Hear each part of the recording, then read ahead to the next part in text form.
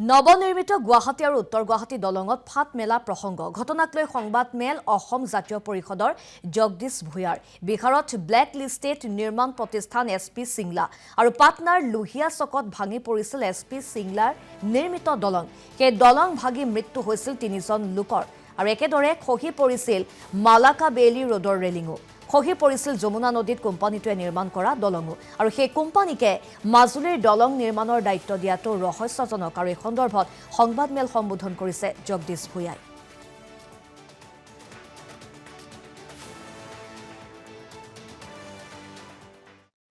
গুৱাহাটী উত্তৰ গুৱাহাটী সংযোগী দলংখনত শুভ আৰম্ভণি কৰাৰ পাছতেই তাত ফাট মেলা বুলি অভিযোগ আহিছে টেকনিক্যালি কাৰিকৰীভাৱে হেতু কিমান ডাঙৰ ত্ৰুটি সেই সম্পৰ্কত মই মতামত নিদিওঁ কিন্তু মূল কথাটো সন্দেহৰ অৱকাশ তাত আহিল যেতিয়া সেই দলংখন নিৰ্মাণ কৰা যিটো কোম্পানী সিংলা গ্ৰুপৰ কাম-কাজ SP সিংলা পূৰ্বতেও তেওঁলোকৰ কাম-কাজ সন্দেহজনক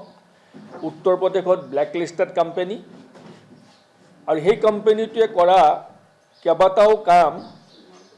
ত্ৰুটিপূৰ্ণ হৈছিল আৰু বহু মানুহৰ মৃত্যু হৈছিল তেওঁলোকৰ ভুল কৰ্মৰ বাবে আৰু এই কথাষাৰ একাধিকবাৰ প্ৰকাশ হৈছিল সেই সময়ত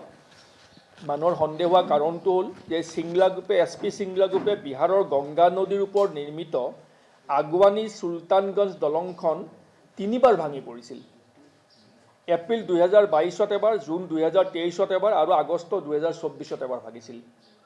2020 চনত পাটনাৰ লোহিয়া পথ চক্ৰ প্ৰকল্পৰ ছেদ খহি পৰি 3টা শিশুৰ মৃত্যু হৈছিল SP সিংলা গ্ৰুপে কৰা কাম যোৱা বছৰ 2025ৰ 25 আগষ্টত উত্তৰ প্ৰদেশৰ প্ৰয়াগৰাজত গংগা নদীৰ ওপৰত মালাকা বেইলি ৰোড সংযোগী দলং নিৰ্মাণৰত অৱস্থাত ৰেলিং খহি পৰিছিল গুজৰাট অখলা দ্বাৰকা দলং নিৰ্মাণৰ দায়িত্ব লৈ সেইখন বনাব পৰা নাই ডিলে হৈ আছে যাৰ ফলত তাৰ ৰাজনৈতিক ইস্যু হিচাপে থিয় দিছে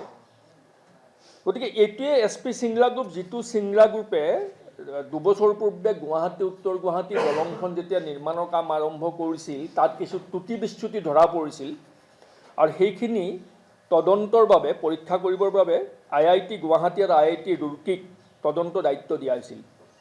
তদন্তৰ প্ৰতিবেদন আহি নাপালে দলং কিন্তু উদ্বোধন হৈ গ'ল গতিকে ব্লেক লিষ্টেড আৰু যিজনৰ কুকৰ্মৰ কুখ্যাতি আছে তেনে এটা গ্ৰুপক কি স্বাৰ্থত কি ৰাজনৈতিক স্বাৰ্থত হিমন্ত বিশ্ব শৰ্মা ডাঙৰীয়াই গুৱাহাটী উত্তৰ গুৱাহাটী দলংখনৰ নিৰ্মাণৰ দায়িত্ব দিছিল সেইটোতো সন্দেহৰ অৱকাশ থাকি গ'ল